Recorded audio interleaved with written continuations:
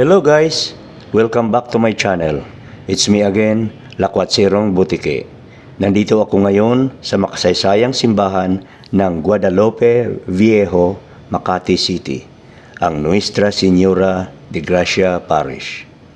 Samahan niyo ako guys!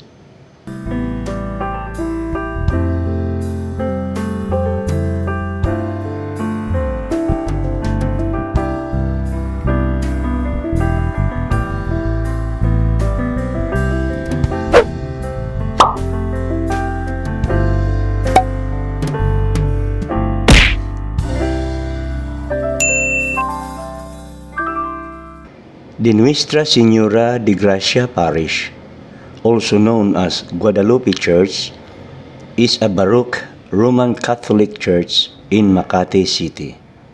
The parish church and its adjacent monastery are currently administered by the Augustinian friars of the province of Santo Niño de Cebu.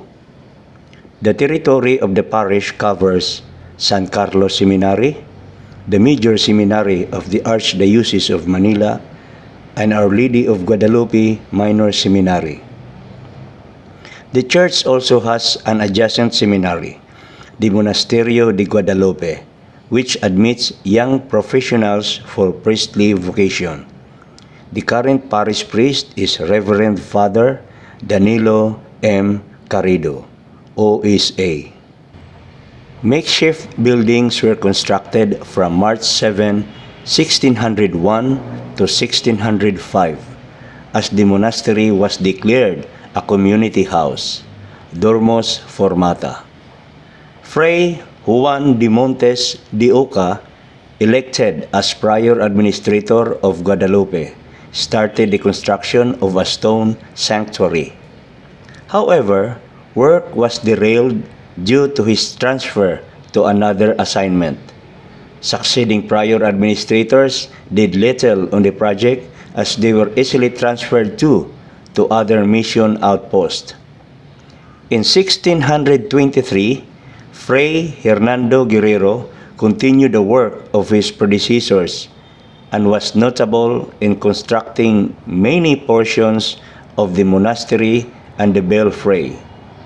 The sanctuary and monastery, however, were finished by Fray Estacio Ortiz in 1630. The breaking of the rocky ground for the church foundations cost the Augustinians time and money. The stone was quarried from the Guadalupe Mountains, lime was mixed in the many ovens and factories in operations nearby to make tiles, bricks, and large earthenware. For the first 30 years, the monastery depended on the alms contributed, as decreed by the chapters from the houses of Bacolor, Parañaque, Malate, Taguig, Pasig, Bay Laguna, Guagua, and Lubao. From this time, since the church was finished and since the naos started coming in 1632, the house will be self-sufficient to support a few religious. This meant that all the buildings had been completed and the collections had now to be given to the San Agustin Monastery in Manila, the mother house of the province. The church was damaged during the earthquake of 1658. Fray Alonso Quijano repaired the damage from 1659 to 1662. He also started on embellishing the shrine, but this cannot be continued due to the shortage of funds. New repairs were discussed during the chapter held on June 10, 1691, which authorized the provincial Fray Francisco Zamora to donate more funds to Fray Buenaventura Bihar to fortify the church and build the buttresses to support all vault. In 1706, Father Provincial Juan Olarte informed the fathers that the church needed urgent repair of the floor, the tiles, wooden platforms, to restore the soleras of the living room, to replace partition walls with bricks, to make new corridors with windows, and to repair the belfry. The Father Provincial suggested to the definitory that due to the shortness of funds and the low income of Guadalupe, the province must help, especially now that the monastery has become a stopping place for governors and bishops coming to these islands. He assigned 1,000 pesos from his own pocket on condition that he be reimbursed 100 pesos annually until his death. With all the help, the monastery became one of the best edifices outside Manila to be found in the Philippines. In 1754, eruption of Taal volcano severely damaged Batangas province but spared the Guadalupe complex. In 1762, the occupying British soldiers converted it into their military headquarters. They desecrated the church and sacked the bombs. Images of saints were defiled and robbed of their decorations and jewelries. The image of Our Lady of Guadalupe was spared due to the timely intervention of an Irish official who brought to Pasig for safekeeping until 1764. The 1880 earthquake caused considerable damage to the church. The masonry vault collapsed, which slackened the church buttresses and reduced the shrine in shambles. This earthquake also destroyed the original image of Our Lady of Guadalupe. A replica was made after 6 years by Melchor and Gaspar San Pedro to replace the original, and this image was venerated until 1899 when it was lost in the Philippine-American War. During the chapter held on December 5, 1881, the Father Provincial authorized the prior, Fray Jose Corogido, to rebuild the church. He replaced the stone vault with a wooden ceiling and gave 7,000 pesos.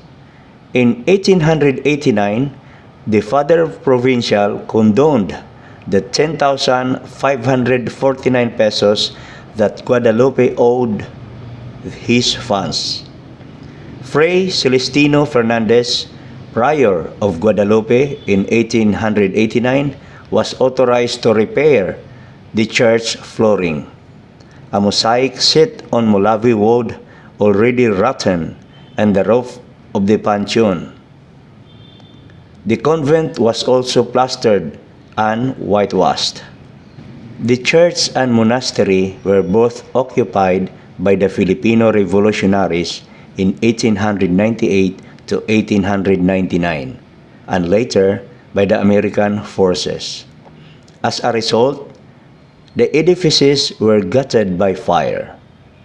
The ruins were, for a while, became a haunted place to the barrio folk. During the Japanese occupation, the buildings were turned into garrison and headquarters. The structures suffered from the senselessness of both the Philippine-American War and the World War II. Reconstruction of the entire Philippines, particularly its infrastructures, started at the end of World War II in 1945.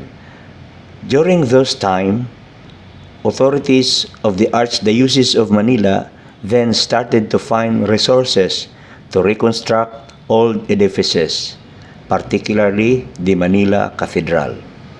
Since the Agustinians sold one of its holdings in Metro Manila, particularly the Nuestra Señora de Guadalupe Shrine, formerly known, the Archdiocese of Manila took initiative to use the old stones of the old monastery to be taken to Intramuros for the rehabilitation of the Manila Cathedral.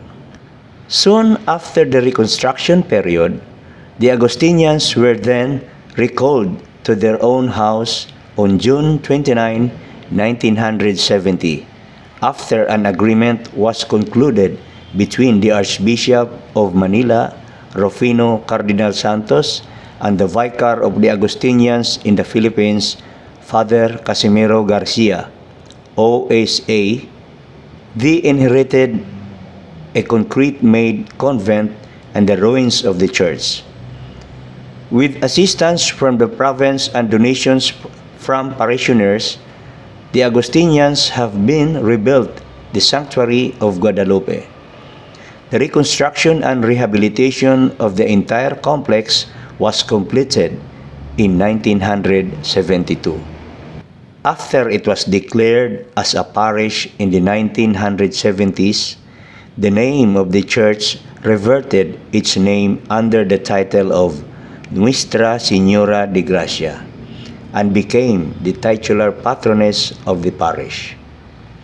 It is also one of the Marian titular devotions of the Agustinian order.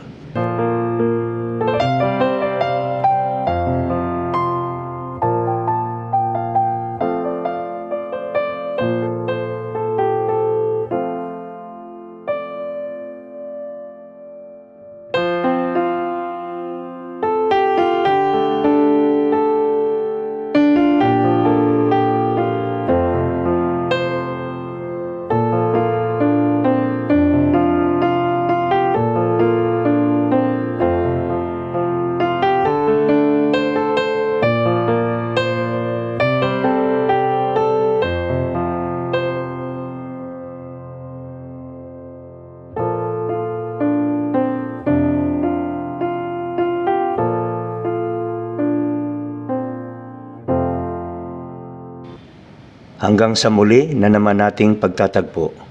Gagapang na ang butiki pauwi. See you next time on the road, guys. Bye-bye!